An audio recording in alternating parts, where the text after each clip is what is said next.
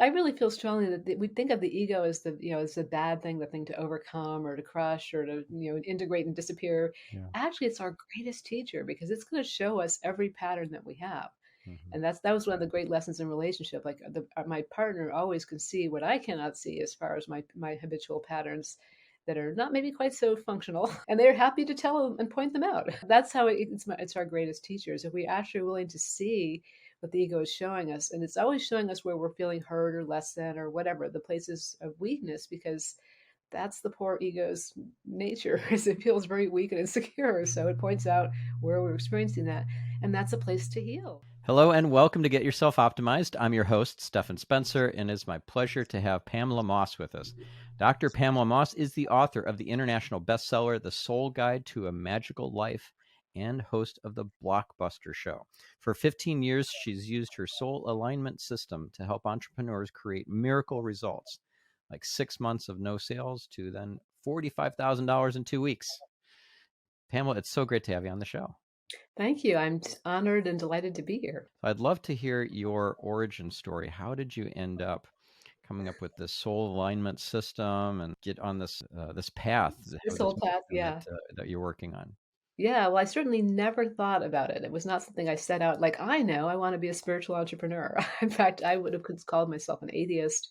I didn't believe in anything. I was an academic, an Ivy League academic. I was very far from being who I am today.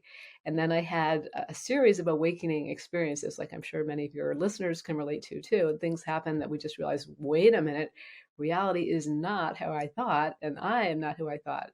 And for me, that really came about with the day after I was at a transformational event in New York City, and I had a day off, and I decided I really need to go to the Metropolitan Museum of Art. I knew they had an exhibit of Byzantine icons, and I was like, I've got to see those. I don't know why, but I've got to go see them, which was very strange for a Jewish girl who'd never had any interest in Christianity, but that was how it was.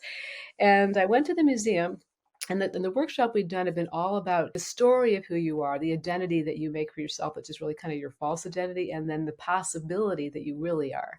So it's distinguishing between the ordinary identity and yourself as a creator, really, of whatever you want to be. And I went and I saw these different icons. They're just like these paintings of saints with gold leaf. And looking at them, I'm thinking, like this one's really just all about the possibility of mercy. Oh, and that one's the possibility of faith. Oh, and this one's the possibility of compassion. Or like they each were holding the energy of a certain quality. And I started to think, well, maybe a saint is just someone who practices all the time something that we mostly do at peak moments of our lives. And then I finally got in front of a really big icon. It was the Madonna and Child, and they were staring at me so intently. I felt this profound sense of divine love come into my heart. It hurt my heart. Like I couldn't really receive it. And I started to get teary. I'm like, oh my God, I can't cry in the mat. How embarrassing. So I put my hands over my face, and I was sort of crying. And I heard this voice say, wouldn't it be amazing to paint portraits of people that show the divine in them? I'm like, oh, that would be amazing. But wait a minute, I'm not an artist and I can't say divine. People think I'm really weird. But I was so inspired by this image that I went home and turned the corner of my bedroom into an art studio. And I reclaimed something I'd forgotten. In childhood and as a teenager, I was really good portraitist. I could capture very accurate likenesses of people. And I'd forgotten all about that. So I ended up creating this whole conversation to talk to people about what's lights them up in life and what are the gifts of their shadow, what's it all for, and then helping them come up with their essence words by going through all that we talked about. And then I would paint these portraits of them that would show them all lit up and with images from their life and their dreams that reminded them of the essence of who they are. And they were just really powerful images. I felt so delighted to be making them, and it turned out they were really powerful for the people who had them. They were like, people called it a magic mirror. No matter how I feel and I look at the image, it restores me to my full self and it calms me down or whatever. So, and from that place, I had the portraits shown at an art trail in my town. People started asking me to coach them. I didn't know what coaching was. I'm like, okay, sure. What do you want to pay me? And it just one thing led to another on this path that I never would have known about or even been open to if I hadn't had something that awakened me to exploring like who I really am and all that's possible for me. So that's Mm. one origin story. How amazing. Now, you said that you were an atheist. Was that Yeah, from that's childhood? yeah. How did that come about? Well, my parents would both call themselves atheists, although I now see them both as mystics who just were in denial. And I married a super hyper rational Harvard summa cum laude logician, basically, who was really hostile to religion or even psychology. So, I think when I was before I met him, I was kind of already on that path of exploring spirituality. But I decided on a deep level, I want to be with you. I want to make babies with you, and I'll just put that away as if I could forget about it. But I did forget about it for 20 years. And then I had this awakening experience and just came rushing back in. I forgot like the big difference I wanted to make in the world.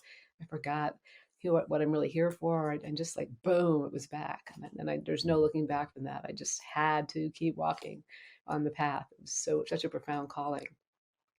So you're referring to awakening experiences, plural. Yeah. Yes. One you mentioned at the Met. What Yes. were some of the other ones? Oh my gosh. So another one was I went to this shamanic drumming retreat, Mhm. and and I thought at first nothing's happening. I'm not getting it. Everybody else is getting. We're all just lying on the floor, and the drums are boom, boom, boom, boom. Like doing their rhythms. And I just was really worried that I wasn't going to get it, and I was wasting my time, and I was mad at myself. And then all of a sudden, I saw from the distance that there was these huge clouds coming, and they were like clouds of angels, and there was all this light around them. And then I found myself flying up in the air, like far, far, far above the earth. And like I was like a skydiver with my arms out and my feet out. I was looking down at the earth, and I was like seeing myself as a tiny, tiny light way down below, but I was also somehow up here. And then I realized, oh wow, there's other people or angels, whatever. We're all touching fingers and toes. Like we're this whole grid around the world. And the sun came around. I could see the grid lit up like gold. And each one of us was like a jewel in the center of it. And that was just like a really powerful vision. I was told it was the web of light. And I was told, which just blew my mind, that I'm here to support and energize and connect the web of light. And I'm like, who am I to do that? And then I found out when I came home, I was reading a book a client gave me when I told her about this vision. And in it, it had a description of, I think, the god, Indian god Indira. It was like 3,000 years ago. They described Indira's net, which sounded an awful lot like what I saw. And I was like, my mind was blown. Like, how could this be of something like this? Isn't my vision. It was known 3,000 years ago. And then I saw a friend of mine who had a picture on her Facebook. She posted a picture of her altar. There was a picture of the web of light. And I was like, it's not just thousands of years ago, it's people around the world right now who know it. And I was like, how can this be? I don't understand. So that was another sort of mind-opening experience. And there were quite a few. I just realized reality is so much more interesting and complicated and rich and deep and magical than I'd ever imagined. Yeah. Well, reality as we think of it isn't actually real. Exactly. And seeing all the illusions, and that's been a big part of the journey for me and for you and for everybody, is just being able to see through the illusions and realize, well, I don't actually have to get terribly upset about that because it's just a game or whatever it Yeah. is. It is just a game. I Yeah. love the book, The Game of Life and How to Play It. It's a Oh yeah, I love that 100-year-old too. book. Oh, Florence Scovel Shin totally got Yes. it, and what a great Yeah. teacher. Yeah. Yeah, it's amazing. So, what would be an example of something that where the illusion fell away for you? Like maybe kind Mm, of glitch in the matrix sort of moment. Like, wow, yeah. that Oh my gosh. that was not real. Exactly. The thing I So thought that was so real is not real. Exactly. Well, there's a lot of them, and I think for me, a lot of them have revolved around money. Like it or not, money's been a big teacher to me. I did not want it to be, but it is. I mean, love and money are the two big teachers for me, and in relationship, I feel I've learned and grown so much. It's been a profound path of awakening to realize the suffering I felt. Like for example, with my first husband, the Harvard logician. um, there came a point after many years together and me starting to follow my path that we were having more and more arguments and more fights. And he was like, why do you have to bring God into it? Why isn't it enough just to say it is the way it is? Like, he just couldn't understand. Hmm. And I just told him when we're having all these fights trying to keep our kids from knowing about it, I said, you know what? I don't know how it can be, but I want us to someday be able to separate with love and peace. And I want our kids to be able to be happy with that. And for us both to have new partners and for us to have a bigger family, not a smaller family. And I don't know how it's going to happen, but that's what I want. Conscious And uncoupling. Yeah. Exactly, exactly. And that's exactly what happened. And it seemed impossible at the time. Well, I practiced what I'd heard somebody call letting love win, which instead of me winning or him winning, I felt like a lot of times he was winning because he was very logical. He could argue me anytime. And I would tell him, like, you are winning every battle, but you are losing the war. This is not going well. But I was just distraught because I really loved him. I still love him. It's just that I can't be married to him. I'm not. And practicing letting love win would look like when and he'd be really like yelling at me or being really angry at me, and I'd ask myself, okay, what would it look like to let love win right now? And I always see the higher perspective as if I was looking down on it, and I could see like, oh, he's really scared. You're taking all these steps and risks on your entrepreneurial path. He hates that. He wants everything secure and safe and known. And he's upset with you because he's scared. Like that's what's going on. And then I could respond like, wow, I realize you're scared. I'm so sorry. I understand. And we would embrace or whatever, like things would change. And by practicing that over and over again, we'd have arguments and then we'd walk about apart in a huff and then we'd come back at the same time. Like it was this really profound practice of letting go of because my ego very much wanted to be right. Like it really needed to be right and to win. And Yeah. so that was a big part of the illusion that got cracked open. That love, that winning in that way wasn't what I really wanted.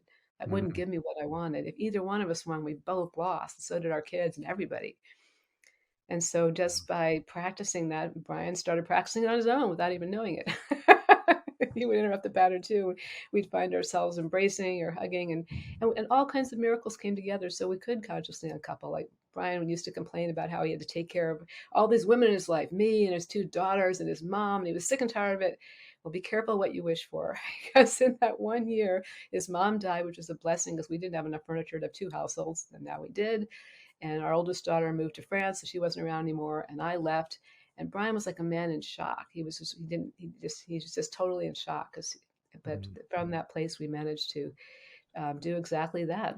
We both met new partners, and actually, my current partner Mark, Brian came to him for dating advice, and we all supported him to move forward and get unstuck and to find love again. And anyway, just there's like tons of stories like that where just things happen that seemed impossible, partly because of the power of intention. I realized like, wow, intention is super powerful. You better be careful what you're intending.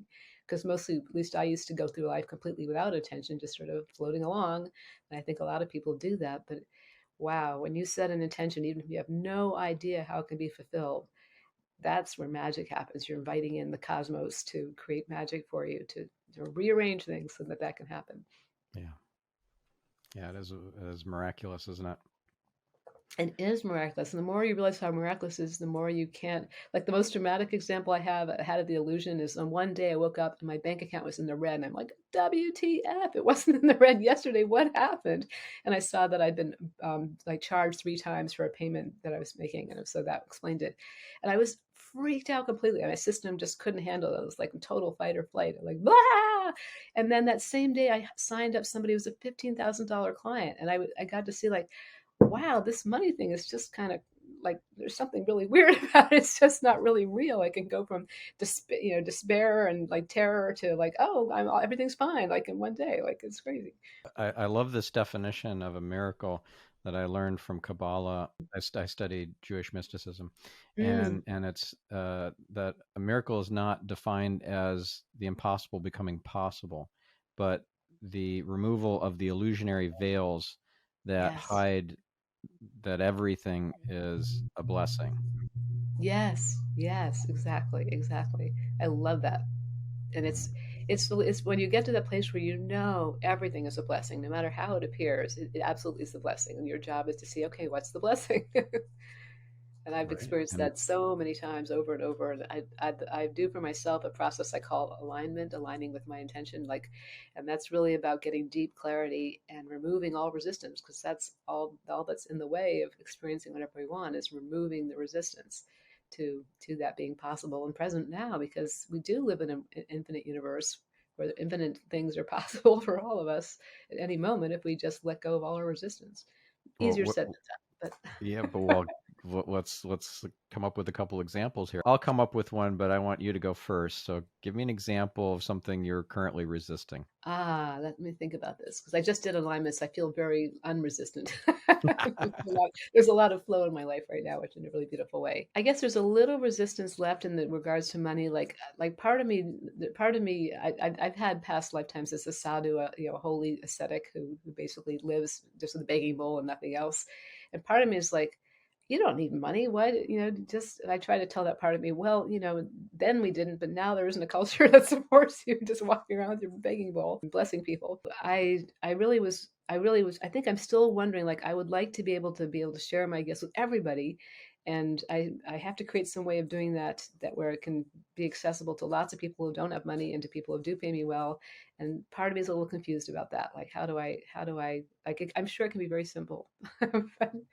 But there's part of me that is resisting that being simple. Would you say that you resist the idea of having, let's say, a private jet and Mm. eating at Michelin restaurants and so forth? Yeah, those aren't that important to me. I mean, I wouldn't as private jet. I wouldn't care at all about that. And I do like food, but I'm occasionally do treat myself to a nice restaurant for doing things. But it's not something I don't really need a lot of money. But there are so many. What actually excites me about making a lot more money is actually to make a bigger difference. Like I would love to be in a position to. I have this vision for this foundation of light, where I could give grants actually to people that like doing worthy projects that are helping to create the more beautiful world that our hearts know is possible. Like that's exciting to me. I would make money for that. Mm-hmm. A lot of money for that. I enjoy the pleasures of life. So sure, I want to have, I want to have those too. So one thing I'm learning from my Kabbalah coach, he explains that you expand your vessel by expanding your desire. And it's Mm, not just desire for oneself alone, it's desire to share for the purpose of sharing. exactly. So Exactly. Yeah. if you are too ascetic and you don't want to have anything for yourself, you don't want to Mm, enjoy any of the pleasures of life yourself, it's only for others, mm. then you're uh, you're not expanding your vessel enough. Yeah. No, I would agree with that, and I'm not in that place of asceticism anymore. Oh, good, It's good, I good. just noticed there's a little residual resistance. It's not. It's like I am welcoming in quite a bit of money right now, and I'm glad of it. There's no qualms about it Oh, whatsoever. good. All right. But the ultimate, yeah, I don't know quite what it is. There's just something a little bit unsure there, which you're bringing it up for my attention. Thank you very much, because I need Mm. to resolve that. Yeah, well, money is just energy, and if we take our ego out of it, that it's a way to prove ourselves or Mm, to receive approval, if it's just simply energy in motion and a mm-hmm. way to direct that energy in Oh, a loving yeah. way, it's just Hmm. through an aspect called money. It Yeah. takes a lot of the baggage away. Yeah, yeah. No, I thank God I no longer think of my net worth as my worth. Okay. Yeah, yeah. So I'll share one of my Please.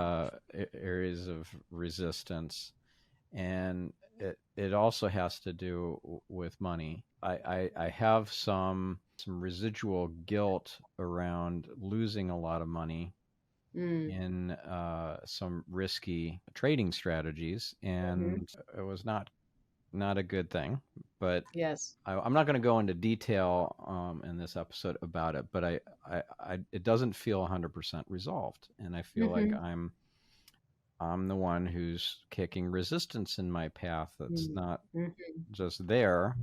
I'm Hmm. putting it there Hmm. to get full resolution Yes. and so forth. So I'm curious. You mentioned you have some processes that Hmm. you Yeah. work through with your clients to Hmm. help them to remove that resistance and align with Yeah. the intentions. What would be an exercise that would help someone like Yeah. myself who Well, has I'll resistance still?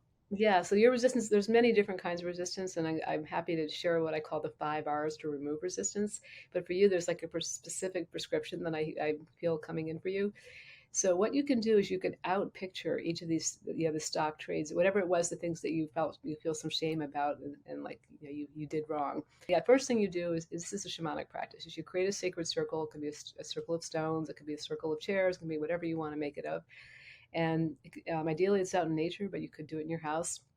And you find something to stand for each of these situations, maybe each of the losses or whatever you want to call it. Each one has its own marker, and you actually feel into your system while you're doing this, and you pull out. You can actually pull energy out of yourself just with your hand. You can just reach in wherever it is and pull it out. It might feel like it's really hard to pull it out. It might go, whoa, so fast you're just winding around like this, and you put it into the symbol for this, and tell you each of the events, or whatever you call the losses, each of them is holding the energy that you felt in your body around that particular loss, shame, whatever it was. And once you've done that, then you can decide how to transmute it. So transmute it might involve, if they're sticks, burning them, or it might involve burying them in the ground, or it might involve casting them out in the water, letting the water transform them. Or it could be on paper and you shred them up and the air takes them away. So using one of the four elements. Mm. And once those are all gone, you see that there's space within you, and you decide, what do you want to put in there instead? What do you want to hold within you that will be completely healing that process? So it's very healing to, first of all, put all the energy into them, and then to transmute them using fire, air, earth, or water. And then you see, what do you want to hold that will make sure that you've learned everything you need to learn from this, and you don't have to repeat it. And that could be a quality such as humility or whatever it is. And you can install that using a pendulum, or whatever practice is breathing it in. There's lots of ways to do it. And whatever you're guided to do to be fully clear and clean. And you'll know when you're fully clear and clean. You can ask yourself, am I complete? Like really complete? And if you are, hallelujah, then you celebrate and you save it. And the way we save things is you can put your hands, the left hand on top of the right, and touch the thumb tips. You're connecting a bunch of meridians, and put your hands down a little bit below your belly button. And you just think about the best part of doing the process for about 10 seconds. And that sort of installs it in your system.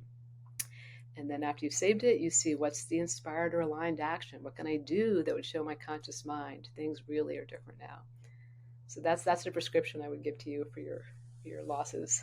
Oh, that's cool. I like that. So one thing that comes to mind, it's an expression that nature abhors a vacuum. Exactly. And so when you remove something, let's say you do some sort of kind of peace process, you take whatever unresolved issue, trauma, whatever, and you give it to the earth, or you put it in and wrap it in love and light, and then you send it to Ensoft, to the infinite light.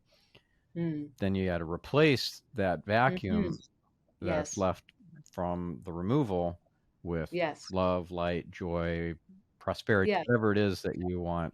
To consciously choose something in there, because you don't want default stuff coming in. Yeah. And so you mentioned a pendulum. Do you use a pendulum quite a lot, or is it just a occasional? I do use it. I use it a lot to move energy. It's really, for me, it's really powerful way of moving energy. But I do it with clients. I do it with myself. I've learned that I don't have to have it to move energy, but it's certainly focuses my intention in a way that works really powerfully. Now, you mentioned that you're a Jewish girl. How does working with energy and pendulums and sacred circles and all that, how does that jive with Judaism? Well, remember, I grew up an atheist. I didn't in any way we didn't go to temple. We didn't do any kind of religious practices whatsoever. So I'm culturally Jewish. Like, I can imitate my relatives' accents and the traditional food and stuff, but it doesn't seem to come into it really much. Okay, got it. And you mentioned something, I think it was before the recording was started, about cord cutting. Yeah, that's one of, I found, like a really, really powerful process. And cord cutting, there's a kind of a prayer or blessing you say ahead of time, but basically it involves having a conversation, much like you were talking about the atonement. The cord of atonement. Yeah. Cord of atonement. You can literally, it's really kind of a script. So you basically tell the other person, you ask for them and their guides to come together with you and to cut cords of disempowerment between you. And cords of disempowerment, like, we all have cords of love and connection, And we often also have mixed in with them cords of disempowerment, which is what creates dysfunctional relationships and things we can't get rid of, like you were describing. And in this prayer process, we totally forgive the other person, and we ask and we bless them on their path, and we get to a place where we've said everything we need to say, and then we actually see the cords of disempowerment between ourselves and the other. And we imagine a powerful figure by our right side. The Archangel Michael is traditional, carrying a sword. And you take the sword from Michael and you cut all the disempowering cords that you see before you. And you take time to really look and see them, like where are they attached to you and the other person? How many are there? What are they made out of? And what happens when you cut them? Sometimes there's a reaction. The person will stagger back, or blood comes out, or sometimes there's no reaction. You just see what happens. And then once that is done, then the process is completed by honoring them and blessing them on their path. And then you start the whole thing, I say, is by filling you both up with unconditional love. And at the end, you just watch yourselves both fill up again with unconditional love, and they spiral off back from whence they came. And even though you may not say a word to this person, the relationship profoundly changes. I remember one client told me she'd never been married. She had a kid who was 15. Her mom was very close to her. And we cut cords with her mother, cords of disempowerment. 6 months later, she was married. She had no idea. Her mother did not want her to get married. Her mother just wanted her to be her companion forever.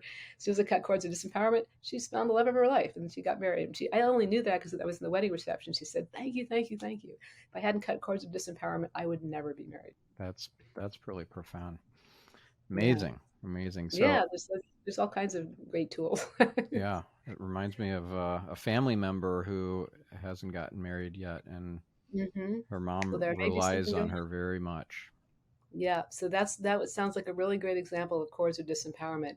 And Mhm. what happens when we cut the cords of disempowerment is we give power back to the other person, as well as take our own power back for us. So it's actually a gift that empowers the other person, and they can then take other steps.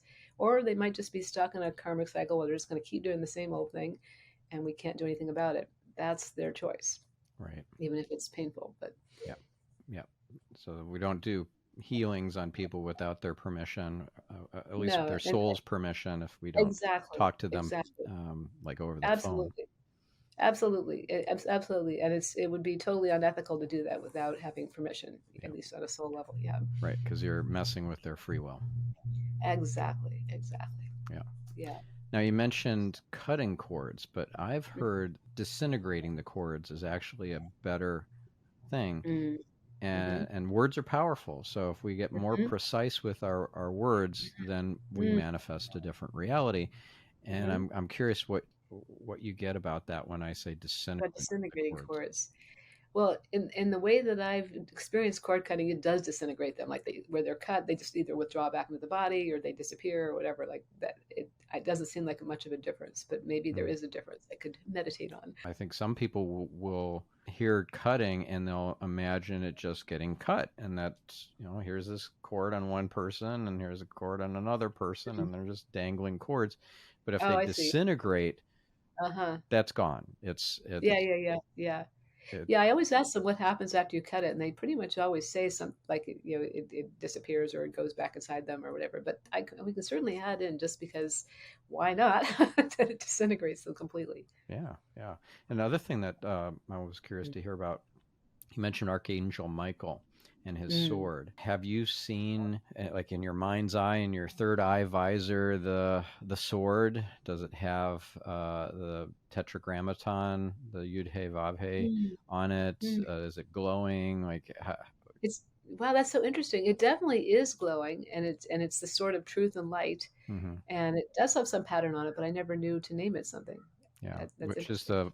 the name of God, Yud He Vav Mm. He. Mm. Yeah, because Huh. I've seen it in my mind's eye, and it Hmm. has those letters, those Hebrew Mm. letters of the name of God. Yeah. Wow, that makes sense. Wow, beautiful. I love that I'm just now so fascinated. I want to hear your story, but I know it may be not appropriate in your podcast. Pretty I could share a selfish. little bit. I'll share a little bit. Yeah. So one time, I was calling in Archangel Michael to assist with the removal of some sort of negative entity. Yeah, Michael used the sword to dispatch, like, to cut off the head of the serpent thing that and I saw it all in my imagination, in my mind's Mhm. eye. And then there was another request that I made that was similar, because there was another one. And that time, Michael operated at super speed. It was like Hmm. the VCR, you put, press the fast forward button. I'm dating myself, but it's like, I understand, and yeah. then he's at 10 times speed. I'm like, what just happened? Mm, And I asked mm. him why he was at such a fast speed. And he's like, well, because you asked God directly that time. Oh, interesting. No intermediaries. I Yeah. like that a lot.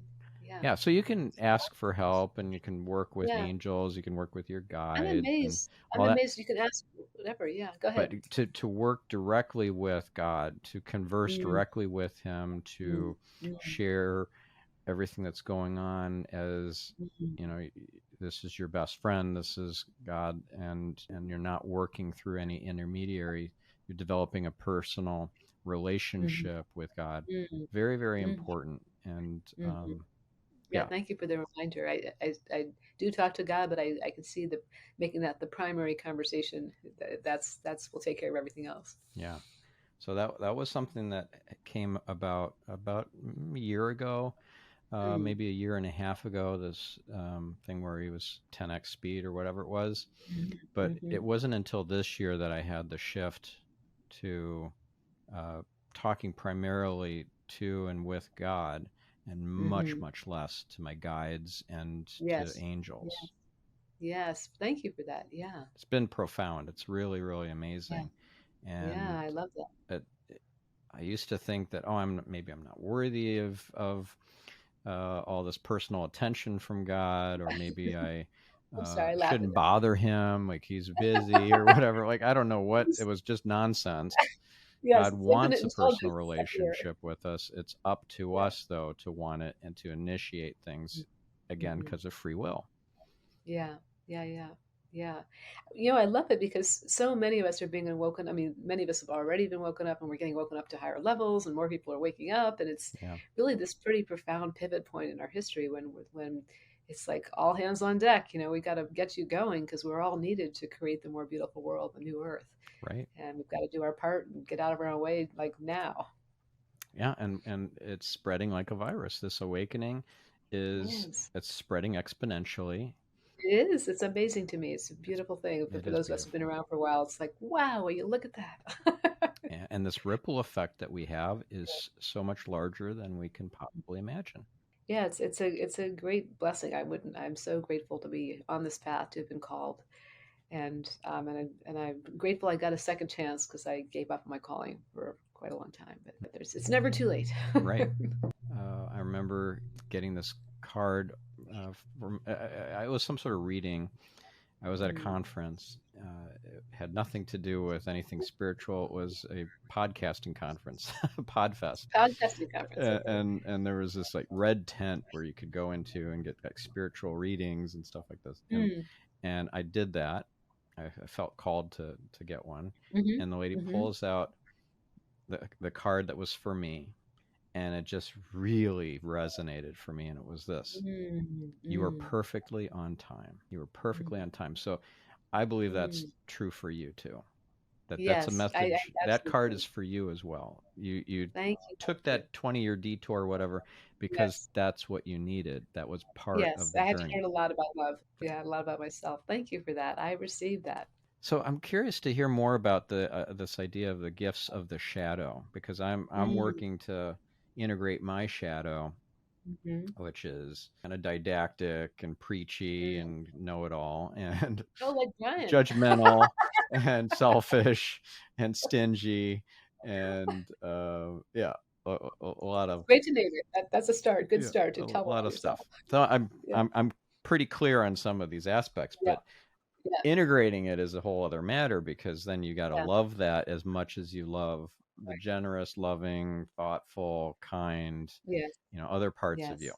So Well, yes. Well, I have something to say about that, but you want to yeah, finish. yeah. So the only thing I was going to say about what I've started to do is read a book by Debbie Ford called Mm. the Dark Side of the Light Workers, The light chasers. or Yeah. Light Chasers. Yes, the Dark Yeah. Side of the Yeah. Light Chasers. And so I'm Yeah. just a little bit into it.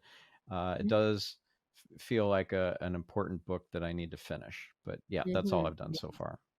Yeah, beautiful. I really feel strongly that we think of the ego as as the bad thing, the thing to overcome or to crush or to, integrate and disappear. Yeah. Actually, it's our greatest teacher because it's going to show us every pattern that we have. Hmm. And that was one of the great lessons in relationship. Like my partner always can see what I cannot see as far as my habitual patterns that are not maybe quite so functional, and they're happy to tell them and point them out. That's how it's our greatest teachers. If we actually are willing to see what the ego is showing us, and it's always showing us where we're feeling hurt or less than or whatever the places of weakness, because that's the poor ego's nature is it feels very weak and insecure, so it points out where we're experiencing that, and that's a place to heal. Like it's like all good, like all the pain that can surface and the unworthiness and all of that stuff is all for our good. Like that's where to look. What do you need to do to heal that, because that's not real. So, what's your shadow, and what are you doing to integrate it personally? Ah, my gosh. It's really like my ego is really all about control. Like I think I'm hardly alone in that. Like I really, really want to control things. I really want to make things happen. I really believe, my ego believes that if I don't do it, it won't happen. Like, I've got to do it all, which makes me spend a lot of time on busy work and small nitty bitty details that Mm. really I should not spend time on. It's not very efficient or effective. So there's that controlling part of me, my ego, that is probably the part that's causing me the most trouble right now. And it's because I'm not listening to it. I'm listening to it exactly. I'm doing exactly what it wants. Like I just came off of spending several hours working on emails. I could practically die. So I really should not be doing that. I should be able to make an outline or whatever and have somebody else do it for me, or the good enough draft or whatever. I don't need to be doing that, but there's part of me really holding on to that. So I have control. And that controlling part of me is not really my friend, although it is a great teacher. Like I could really benefit from noticing where I feel that impulse. You've got to do all this stuff. And I could actually tell myself, what happens if I don't? Like maybe will the world end? I don't think so. So for me, a lot of it looks like lately like bringing play to something that used to feel really heavy and serious and dark, and telling the truth about it. And just my true self is just naturally really playful and full of light. And it just is like, oh, come on. But I do want to learn what I need to learn from it too. Like I do want to see what the ego is showing me, because I'm not free of ego, and I don't expect to ever be. I expect it to be my teacher as long as I need one. Because it's part of us, and it was created by Yeah, God. absolutely, and that's why there's many religions that really think of the ego, whatever name they call it, as something to be stamped out or eradicated, and that's just not what I believe at all. It's created by God, as you say, and it's for our growth and for our healing. Yes, ego death is something to be aspired towards. That's a strange concept to me. It is a strange concept. Like you just like, okay, what would you be like? You can be very non-resistant, but to be totally without any point of view or whatever, like that's not how human beings are designed. I want to have a complete integration of my shadow. Do you see Yes. any? Do you get any sense of anything that I'm resisting there? Any Mm. resistance I'm kicking in my in front of my path? Well, I have a question for you. Like, what is it you're afraid of? I don't know that I'm afraid of anything. I'm not afraid of death. I'm not afraid of No, there's no reason to be afraid of that. Yeah. going off the path, I guess, getting Mm. lost, getting distracted from my mission and Mm. my climbing the ladder Mm-hmm. towards, Mm-hmm. Yeah. Yeah. Yeah. Yeah. Yeah, I think that's really the dark side of the light chasers. Those of us who are called to serve and to lift up humanity is, yeah, we don't want to fail. Like that would be so terrible, so painful. Like we really, even though our mission may seem like way beyond even what we could ever do, it's still like got to give it all we can, Yeah. and to fail, to not complete it, would just feel just horrible. Like I think for all of us, that's deep down, like almost the worst thing that could happen, more than losing loved ones or all kinds of things. So how would you describe what you're here for? Well, I have a very specific mission I was given. I mean, I was told in different times, I'm here to light up the lights, to heal the healers, to serve the servants. I'm told that I'm here to strengthen and charge and connect up the web of light. I'm told that healing our money story is part of my work. Like, damn it. Those are really kind of the big pieces. It's also I mean, I think it's true for all of us. It's just to become the fullest version of who I am. Mhm. Like I've already integrated the artist and the healer and the musician and the dancer and the mystic, but there's other aspects that can be integrated. And like, I really I want to be the fullest expression of this being that I can be, all the different ways to explore that and express that and bless that. So you've been told a lot of these things from above. Yeah. What Mm-hmm. resonates the most with you and your soul? It's funny. It just makes me feel teary when you said that. I just want to bless and be blessed. That's all it's ever been about. Yeah. Boy, I want that so much. It's just really intense. And I experience it. It's not like it's so far away, but It's who you are at your essence, right? how about you? Who are you at your essence? Cleaving to God. Just Mhm. that's why I'm here.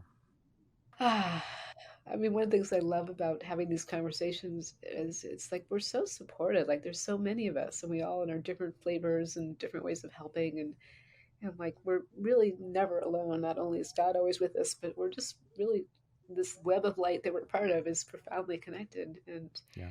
I mean, I don't know about you, but everywhere I go, I meet people who are like, "There you are." Right. Like, Everything is connected. We're all connected. yeah, Separation is an illusion. And once you really tune into that truth, then synchronicities happen at yes. such a Oh faster my clip. God, so many. It's just Oh yeah, it's how the universe is meant to work. It's not just yeah, a random happy accident that occurs every once in a while. And it's like, wow, that's a yeah. great reminder that there's Hmm. more to this reality than meets the eye. No, the universe is supposed to work through Yeah. synchronicity. I'm so glad you mentioned that because a lot of times synchronicity shows up in my life and in my working with people. And I want to just reminding myself right now, whenever it feels really hard, that is the opposite of what's available. And that's like the best thing I can do is stop. Like my husband says, like, frustration is like banging your head against the wall. And then, when you stop doing it, you're like, oh, I can stop. I didn't have to keep banging my head against the wall and feeling frustrated. And I realized like whenever things seem hard, like when we're fiddling with the emails and trying to make sure everybody gets the right emails, like that's the total opposite of synchronicity and flow. And just stop. Like that's all I need to do is stop, walk away. My ego's like, but you've got to finish that. You've got to do this tiny little micro shift here and then like all this stuff. And it's really the opportunity, in my daily life to like today now to just like let go of that, maybe, send an email with a blessing. Don't even worry about precisely who gets what. It'll go to the people it needs. I really appreciate the reminder that flow and synchronicity is our natural state. We're not in resistance. Right. And Yeah. to be welcoming that in and not just kind of brushing it off, Yeah. because Oh, then yeah. it slows the receiving down. And if somebody pops into your mind who hasn't popped into your Hmm. mind for months or Hmm. years, There's a reason. that's Yep. not random. Take Yes. an action. Send that person an Yep. email. Uh, Yep. send them a text. Right. And Right. if you don't do that, then you're pushing away, you're Mhm. resisting the Yes. receiving of synchronicity because that person could be your Exactly. next client, even though you haven't talked to them in 10 years. Right, right. And so many times when people have written testimonials for work with me, they say blah blah blah happened out of the blue, which is when you're aligned with your intention, it's their synchronicity and flow. It happens because you're a match for it. Yeah. It happens instantly, no matter how you think it has to be or whatever. I've had so many examples where people say out of the blue, which is just synchronicity. Right. And I think it gives short shrift to how miraculous this Mm. universe is and how things Mhm. are meant to be. You and your husband were meant to be together. You had Absolutely. soul contracts with each other, Hmm. and maybe it was seemingly by random chance that you met. It couldn't have happened any other way than for you to have Right. met. It was like, Yeah, no, it felt very intentional at the time. Like right away, I thought, I think you might be the one. Like right away. yeah. But if you missed the train and then he did too, and so then you're talking at the train station or whatever, and it seems like this random Mhm. chance that you never missed the train, but today you did. That's by That's design. synchronicity. It's all by Yeah, design. exactly. You're just gonna flow with it because that's how it's meant to work.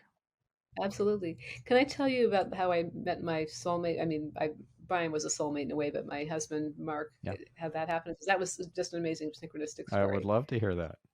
Okay. So I did some inner work first to align for it because I wanted to be ready to receive my soulmate. And there was a little resistance. Like, I was afraid I didn't want to say no to guys. I didn't want to go a lot of time dating. I just wanted it to happen like that.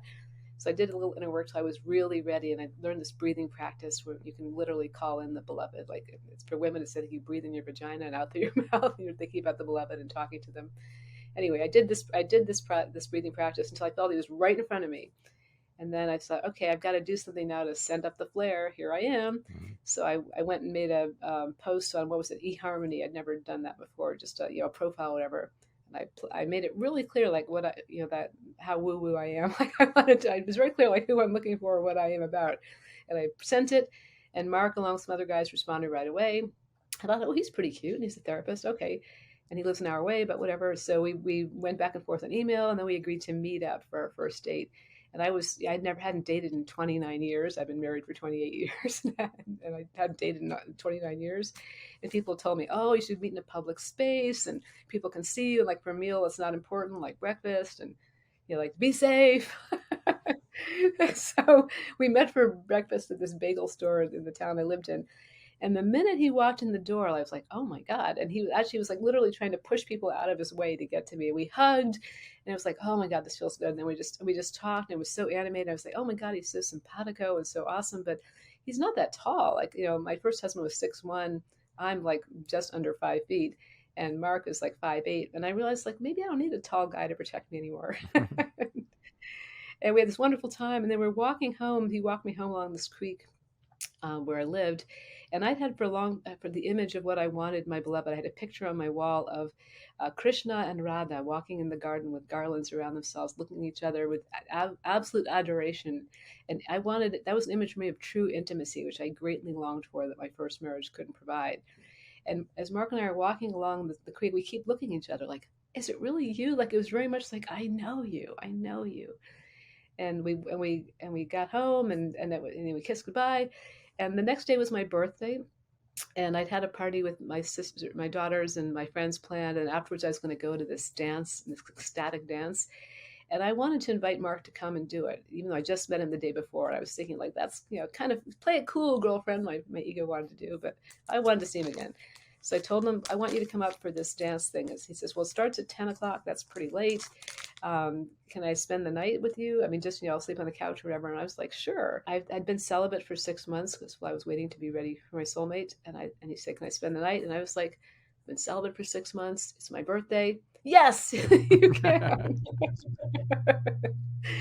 and and what really was helped me know that he was the right one was before we made love or anything, he said, there's something I've got to tell you that has been a deal breaker in the past. I was like, okay. And he said, I was unfaithful to my wife. And if I really like you a lot, and if that's a deal breaker, I just want to get it out of the way right now. And I was like, no, that's exactly what I'm looking for. You're willing to tell me the things that you've done that that creates intimacy. Like that makes me trust you much more Mhm. that you're willing to do that. And we went out on the dance floor and we just sort of merged together. It was this amazing thing that like 2 hours later, we didn't even notice it was 2 hours and people were leaving. And we're like, it was a really profound experience of connection. And then our third date, we did a shamanic journey and we wore white. And at the end of it, we looked at each other and said, we just got married, didn't we? Well, thank you So, for sharing that. That's beautiful. There's a great quote from Edgar Casey. What he received about soulmate is this. According to Edgar Casey, a soulmate mhm. is an ongoing connection with another individual that the soul picks up again in various times and places over Mm, lifetimes. We are mm, attracted to another person at a soul level, not because that person is our unique complement, but because mm-hmm, by being with that individual, we are somehow mm. provided with an impetus to become whole ourselves. Yes, yes. Yeah, that's beautiful. And that's actually very much what I've experienced in this relationship is we really practice relationship as a path of self-understanding because that your partner can see your patterns much better than you can. And you can learn to be non-resistant to that and to welcome that and to grow like you never would grow on your own. Hmm. Yeah. Yeah. And it's really amazing the power of intention for that too. Because what I said I wanted is I wanted a man who was masterful in his work, a master of wisdom and kindness, and a tantric master in bed. I didn't even know what that meant exactly, but it sounded good. Turns out Mark in Little Binghamton, New York, had actually studied Tantra and is a really powerful energy master as well as being masterful of his work and a master of wisdom and kindness. So you can have whatever you want if you're just clear enough about your intention. That is so cool. I wrote down a relationship vision before I met my wife, 12 hours before. I was at a Tony Robbins event, Date with Destiny. It was an exercise that was part of Date with Destiny to do a whole poster board, which had your power virtues, your mission statement, your towards values, your away from values, and your relationship vision. And I wrote this whole thing down of all the different attributes of my soulmate and who I would be in the relationship and how the relationship would be. I prayed to God for her to show up right away. And then 12 hours later, we were introduced by a mutual friend. And I knew within 5 minutes that she was my soulmate. Yeah, yeah, yeah. Yeah, me too. Like I knew him the first time I met him after, just sending up that flare. It's really quite remarkable. Like people think things are so complicated and hard and you have to work really hard to make things happen and it has to take a long time. Not in this universe. Right. Yeah, because time is an illusion. So if you want it to Right. drag out, feel free, but you don't have to. Exactly. Right. It's You all don't waiting have for to. you, right? It's all It's true. It's just like whenever you get here, here we are. It's like these people who are forces for good and for lessons in our life are just Hmm. waiting in the wings, right? The Yeah. supporting actors on stage left, etc., waiting for the right moment Yeah. to show up. Yes, absolutely. It's really, I mean, it's just like remarkable, and I mean, beyond words or understanding how profoundly supportive we are, and how much is available to us if we just have the courage to ask and receive. Yeah, Really. yeah, it's amazing. Now, we didn't talk much about your system, the soul alignment system. We did not. So, We did so not. maybe we should spend a couple minutes talking about that and how our Yeah. listener can work with you and unlock all sorts of levels of awakening and miracles and remove Mhm. resistance. Yeah, so let's spend a couple Yeah. minutes on So the system in a nutshell is the way to align your subconscious mind with your goals. So it doesn't resist you, so that you can accomplish or experience whatever you want. And there's basically a four-part process, which I call the four secrets to align your mind with your goals. So the first secret is actually getting deep clarity about the goal. Because a lot of time we have a goal and our subconscious mind doesn't even understand what it is. It's too heady or beyond our experience. So it's like, whatever. It doesn't even try to help you manifest it. So doing deep clarity is a process I call the six senses to deep clarity. You literally go through all the senses, including experience it in your body, the emotion of it, etc. And when you do that deep process, you have a felt embodied experience of your intention feeling true, and a lot of images of what it looks like and things what it sounds like and smells like and tastes like and all that. So that tells your subconscious mind, this is what I'm talking about. It like, and a lot of times we lack that initial clarity and then we don't get what we want. So getting that deep clarity is really important first step. That's the first secret, the clarity secret. The second secret is what I call the permission secret. And that's because a lot of times our inner protectors, the aspects of the ego that want us to stay safe above all and stay where we are, they don't want us to move forward with our big goals and our dreams. They're scared that's going to mess things up in our lives, or it's too dangerous or whatever.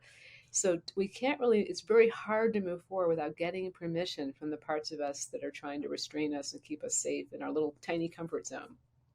And you can get permission by having a conversation with the inner protector or protectors that are holding you back, whether it's your inner critic or whatever it might be.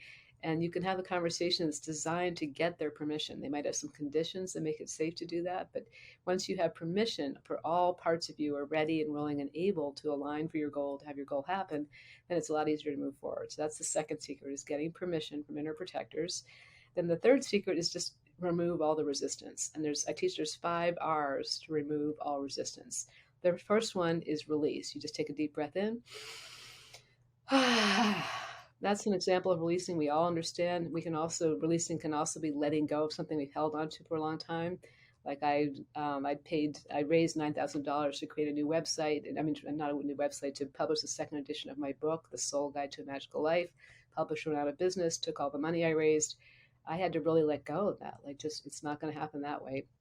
I can't make it happen. So that's another kind of release. So releasing is an important thing. One of the 5 R's to remove resistance.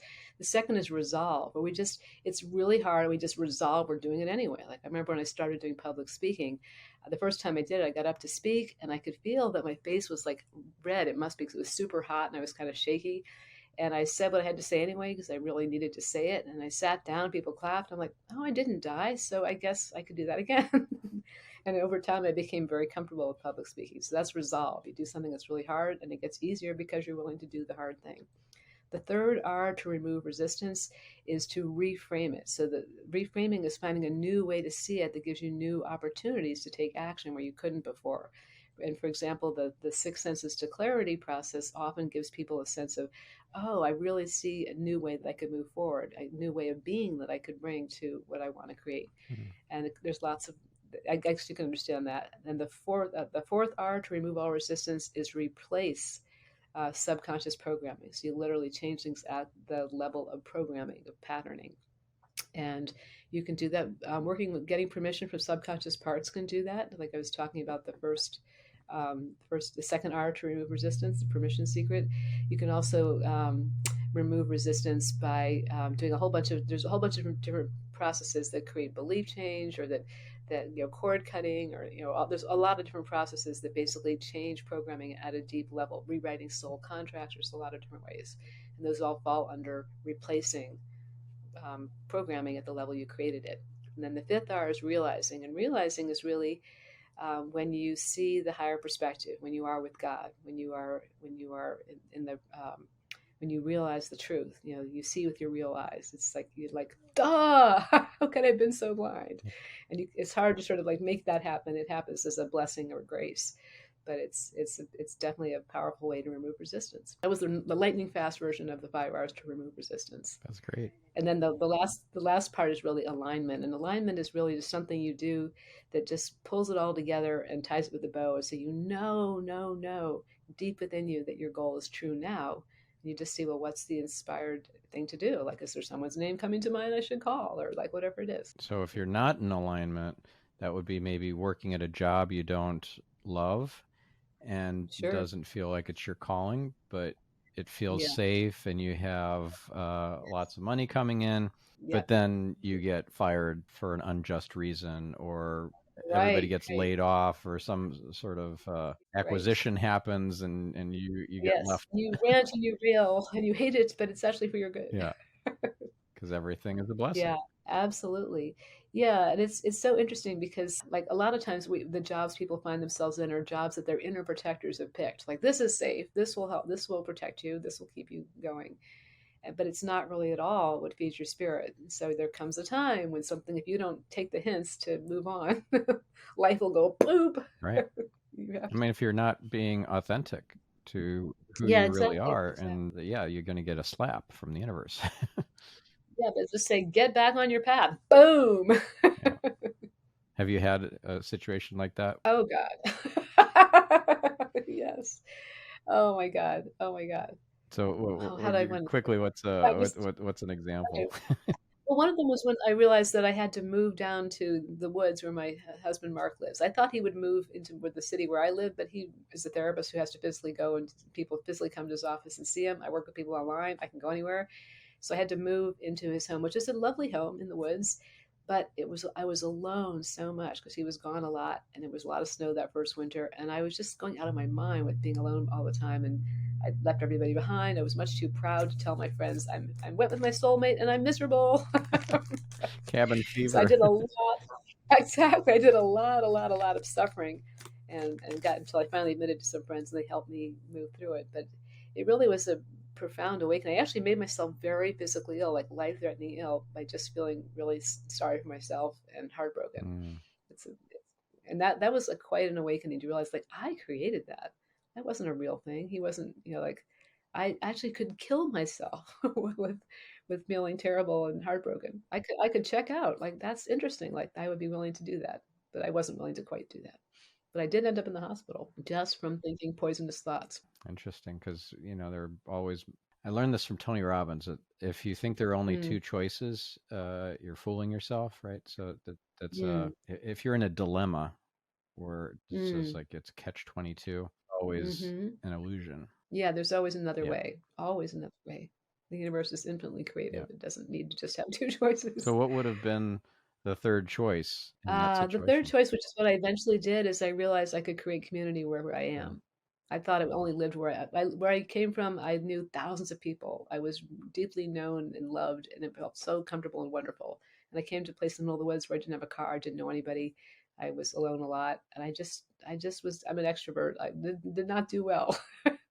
But then then things turned around when I actually did an inner alignment, and I started. And as soon as I did that, I immediately realized, oh, there's a yoga studio in town called, they said it's Vishnu's Couch, bringing enlightenment to the Southern Tier. I thought, I bet those are my people, and I went over there, and sure enough, I discovered some community there, and that led to more community, and I started going to Unity Church and speaking there, and just all kinds of opportunities opened up when I was willing to see that they could be possible. So again, this idea of you're not late.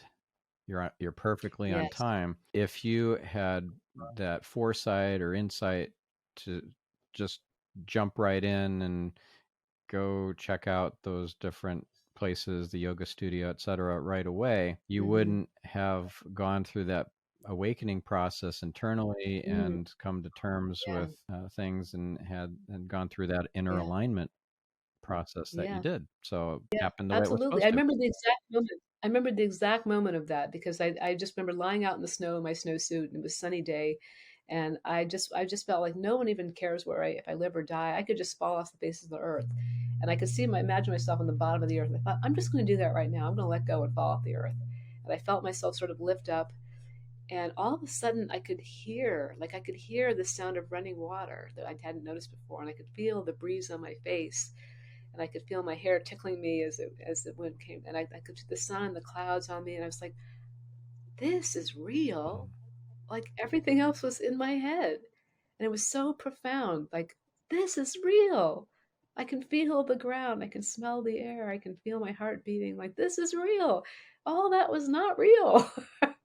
And it was such a profound awakening, really, that I couldn't forget that a lot of, whenever I'm suffering, it's not really real. It's maybe for my learning, but it's not really real in the sense of, being present with what is.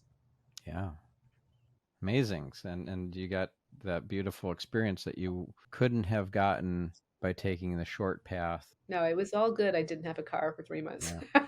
All working out for us. All right. So cool. And if our listener or viewer wants to work with you on the soul alignment and take their Yeah. life to the next level, how do they work with you? Well, I'm offer a free gift, which is my soul alignment assessment, which will help you identify. Well, first you pick your goal, and the assessment will teach you, if you don't already know, how to tap into your own deep knowing, Mhm. so that you can use your own deep knowing to identify what inner work you need. And I'm happy to support you with that. But that's a great entry point if you have a goal that you want to fulfill and you're wondering, why is this not happening for me, or why is it such a struggle? The soul alignment assessment will help you identify exactly what you need, and then I can help you do those things. Awesome. So that, I think I gave you the Yep. link for that Yeah. gift, but So we'll include that's my that in the free show gift. notes for the episode. And your website again? My website is thesoulguide.com. And one of the things I'm letting go of is my designer ever getting it done. So I'm actually gonna ask my money back and have somebody else finish it, because she started and she's never finished it. So I've it's been a source of frustration for a long time, and I finally realized I just have to accept, no matter what she says she's going to do, she's just not doing it. Oh. So I've got to hand it off to somebody else. Again, it was meant to be the way it was meant to be. I know. Boy, that was something I resisted for so long. I wanted her to do it. She was doing such a great job to start with, and then boop, just gone. All right. Well, thank you so much, Pamela. This was an inspiring and enlightening episode. And thank you for your vulnerability and sharing such amazing personal stories and epiphanies. And I hope that our listener will take the next step with you and do that self-assessment, the soul alignment assessment, and up level their lives. Thank you so much. It's been a great pleasure, and bless you for all the good you're doing. It's a beautiful thing. Thank you. All right, listener. Now it's time to get off your butt and do something amazing in your life that is going to make your soul tribe feel loved unconditionally by you. So it doesn't have to be huge, just do something, and we'll catch you in the next episode. Have a great week. I'm your host, Stephan Spencer, signing off.